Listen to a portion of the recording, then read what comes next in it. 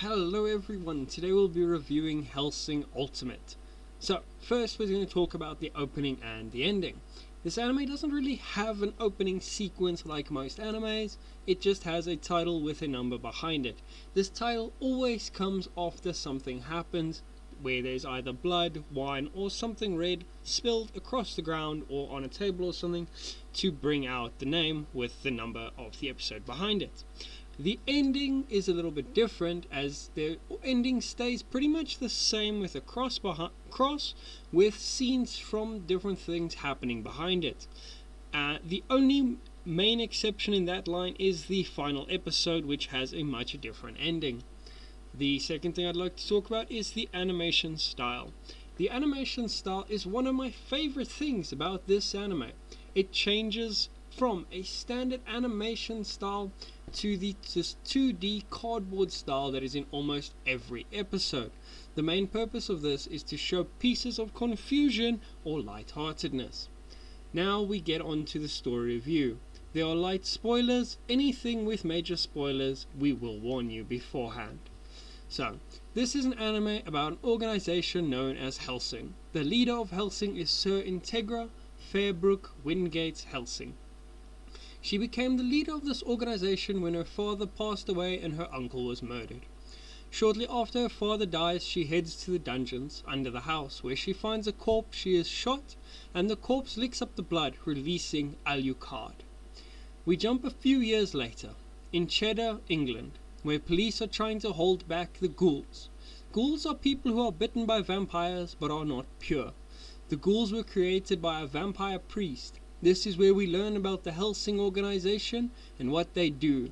They are monster hunters, specializing in vampires. This also introduces us to police girl Sarah's Victoria and one hell of a butler, Walter C. Dornez. This is where we meet Alucard and we find out about his pistol, the Kasul.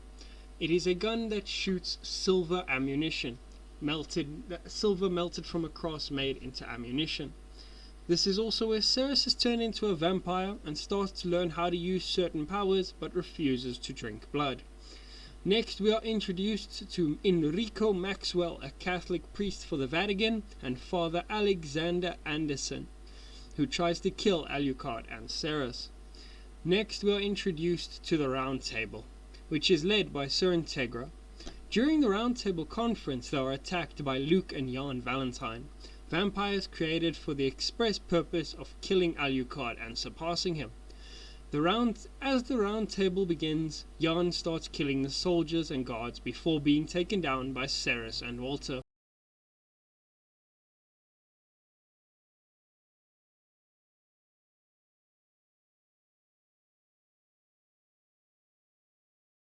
And then being killed by an unknown entity. As he dies, he says the word Millennium. Luke has gone after Alucard, but he learns about the true nature of being a vampire before being devoured by Alucard. Next, we are introduced to Pip Bernadotte and his mercenary crew. We then return to Hellsing, where Walter jokes about Millennium being a period of 1,000 years, and a fan club about the Millennium Falcon. Before the Vatican, Enrico Maxwell, Anderson, and a few others invite Hellsing to a museum, where Alucard and Anderson confront each other before Ceres interrupts them by bringing a tour group through. Alucard goes home, and the Vatican then tells Sir Integra about Millennium being an old Nazi organization who have plans for a 1,000-year war. We also learn that Section 13, who is part of the Vatican, worked with them. Ceres and Alucard head to Brazil, where we meet Tubalcain Alhambra, a vampire with a flair for card tricks. Alucard kills and devours him, and they head back to Hellsing, where they are visited by the Queen. They are also visited by Schrödinger, a cat-boy vampire who introduces the Major, the leader of Millennium. We then travel to the seas, where Rip Van Winkle has taken over a British ship. She is a vampire with a gun and magic bullets. Alucard is sent in via a stealth jet, which he crashes into the ship before devouring Miss Van Winkle, and Millennium starts to invade the UK. Alucard, now still stuck on the ship, on the ocean, as the invasion begins. Sir Integra and Walter start to head back to Hellsing Estate before they are attacked by ghouls. Walter disappears and Anderson saves Integra. As this is happening, Maxwell receives emergency powers from the Pope, as America falls into chaos, and so do most other countries. He also receives an army of around 3,172 people for a crusade against Hellsing and Millennium. Meanwhile, Millennium member Zoran Blitz attacks the Hellsing Manor with her group of ghouls. Ceres and the mercenaries protect the manor as best as possible with the new weapons, including Ceres's new cannons. Zoran uses illusion magic to get inside the manor, where she kills and tortures a lot of people. She drags Ceres into her own past, and we learn some very traumatic things. So, here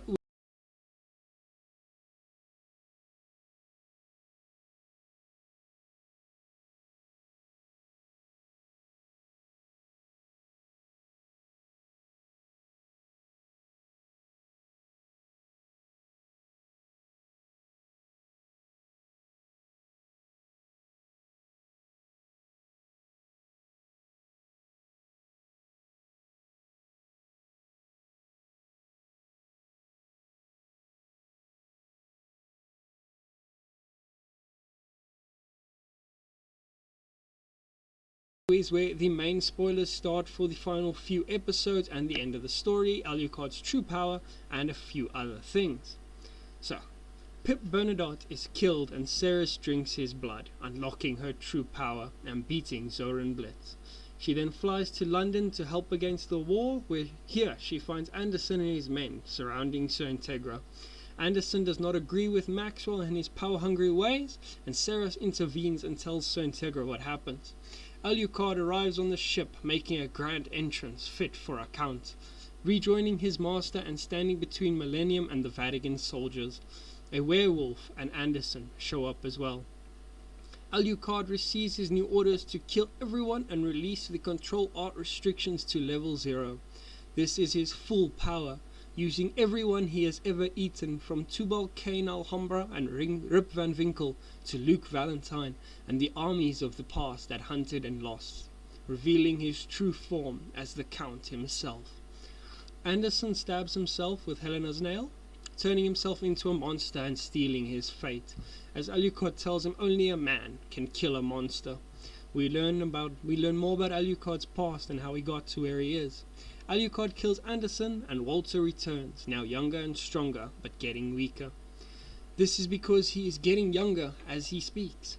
During the fight between Walter and Alucard, Alucard uses another unknown power and transforms into Girlycard. This is not the actual name, this is just the name we decided on because we actually don't know what to call it.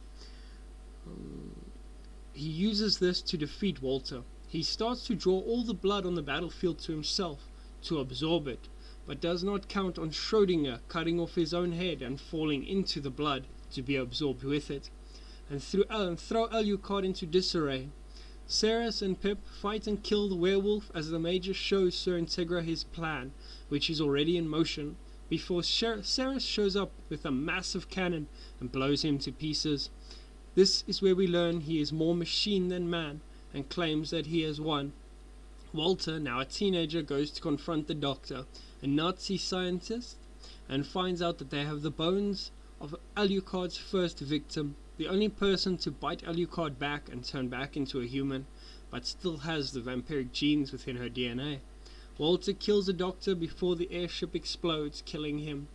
Alucard sees a sunrise and remembers he has seen this sunrise before, just like every other time he has died. We then jump into the future and Sir Integra is fencing with a Round Table member's son, and Ceres and Pip protect Integra and the property. Alucard shows up and Integra complains about how long he's been gone before giving him some blood. He explains why it took him so long to get back. Due to Schrödinger, he had to kill himself, and as a man with multiple armies within him, making them a part of him, there was a lot of self to kill. We also get Ceres fan service, which you will know, which you'll see if you watch it.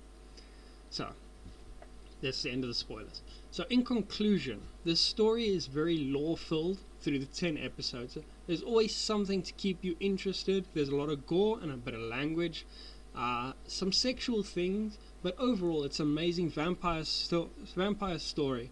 They subvert certain tropes and add some of their own. If you're looking for a decent story with great visuals and quite a few pop culture references, with the changes in animation style and all the funny parts that are added in, this anime is not for kids.